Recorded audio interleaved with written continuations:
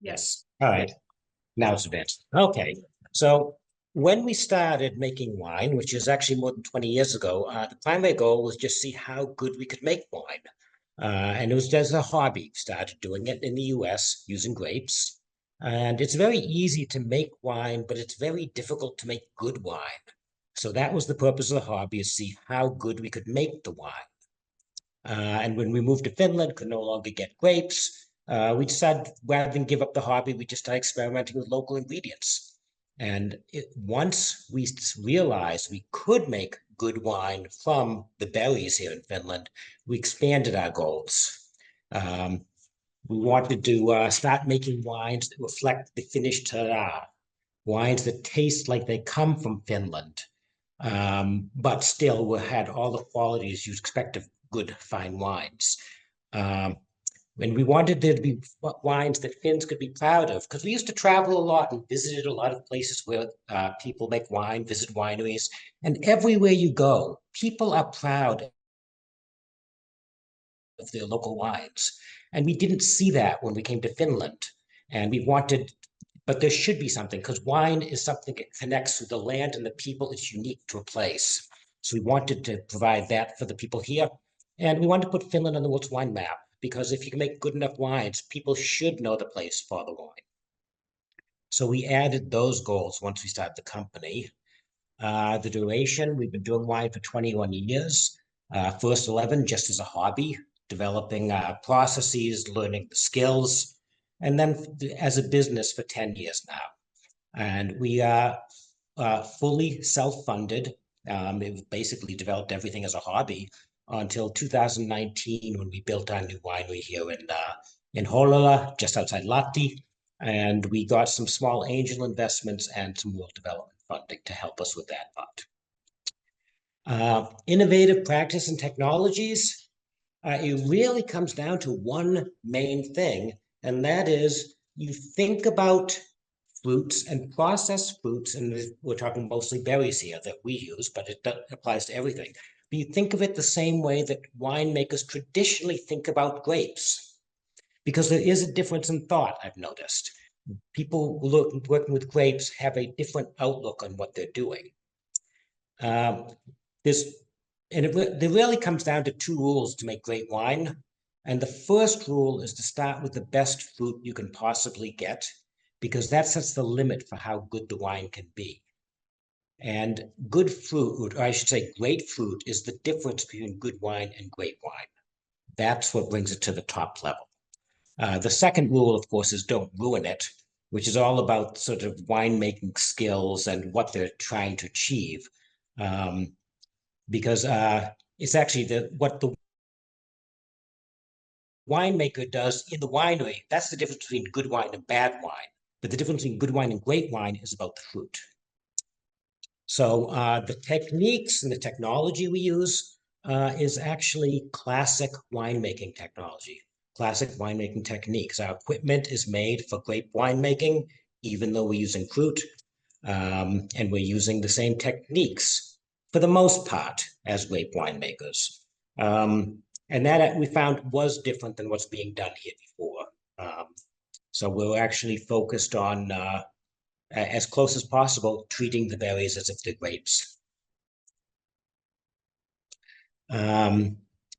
Now, this is a big one here, styles and goals. How we achieved the best wines is we made the wines that that the fruit could be made into. So if you want to make a claret and all you have are white grapes, don't do it. It's not going to work. It's the same thing if you all you have is berries. Don't try to make a grape wine out of it. Now, you can have the same goals. You have the same characteristics of a fine wine. In fact, you should. You should hold the grape wine to the same standards. It should be balanced. It should have a long finish. It should have good acidity. It should pair well with foods. But you don't want it to taste exactly like a grape wine. You want to have the characteristics of the fruit come through. And so we put a huge length of time into developing to make sure that we make wines that bring forth those characteristics of the fruit and reflect the land where the wine comes from.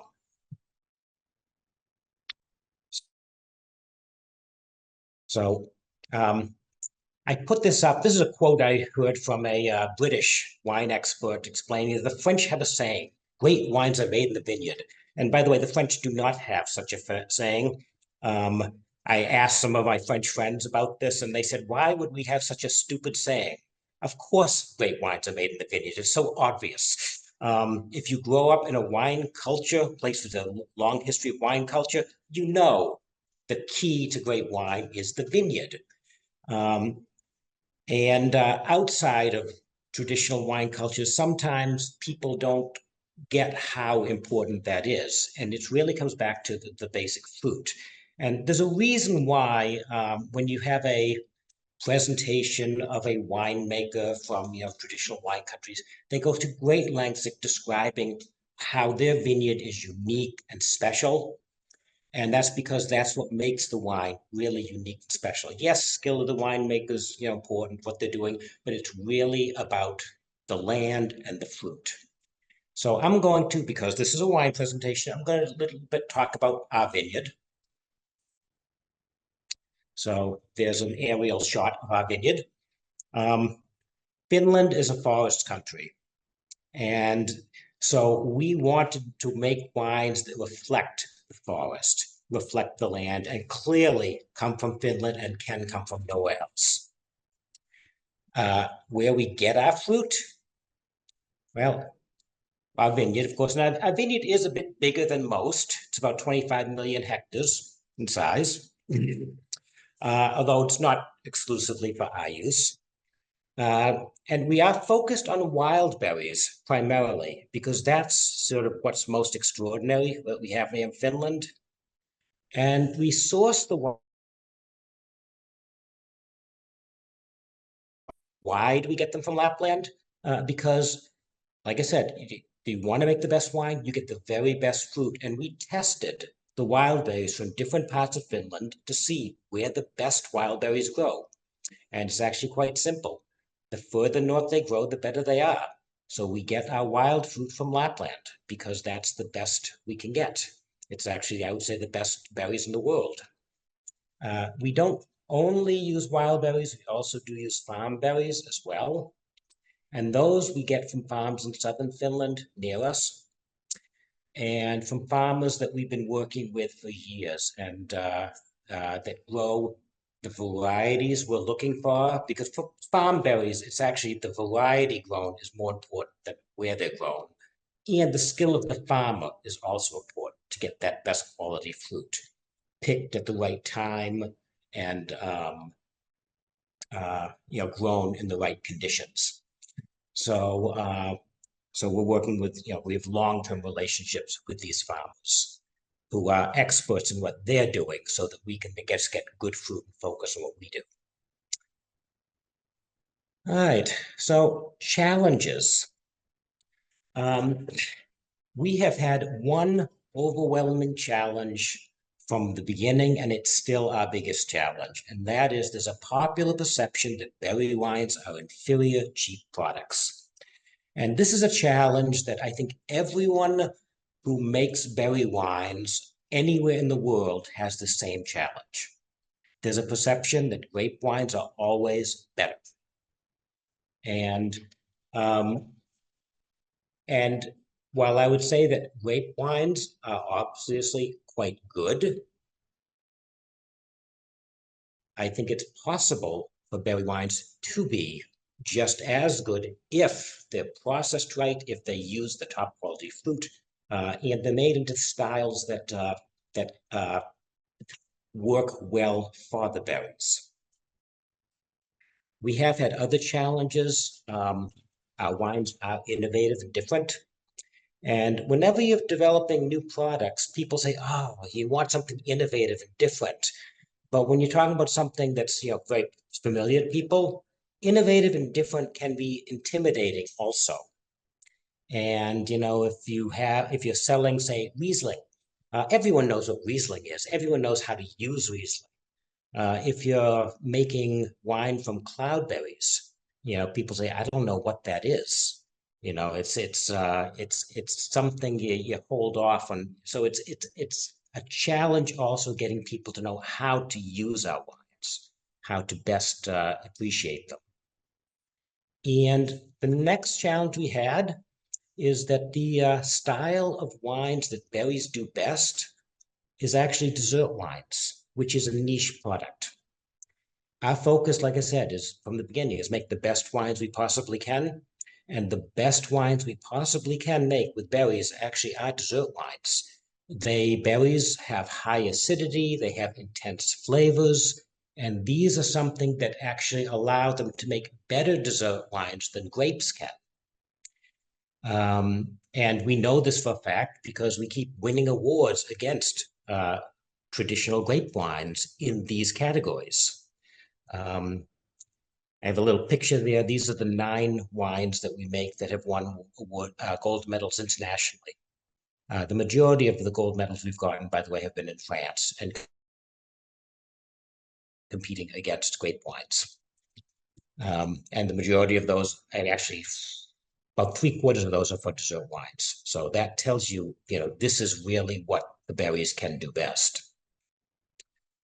What would we do differently? I don't think we do very much differently. Um, it's funny to be echoing Tina's comment. Well, I think we did it about right for what we were trying. Uh, it's worked out fairly well for us. We we have actually changed the culture here in Finland. I think we've achieved our goals that we set for it, and now we just want to expand this, have more people working towards it. It's great to be here and talking with people from the Baltic region about same challenges we faced, and hopefully build more of a community of fine wines from innovative ingredients. And like I said, finding the ingredients that work best, the extraordinary fruit where you are, is I think the key to making best wines. So, and I just wanted to point out a little bit of a map there. I said we want to put Finland on the world's wine map. We've done it. The Onologues de France, the Union of French Wine Scientists, every year they have competitions that and they look at where the best wines in the world are made. And this is from 2020 in Europe.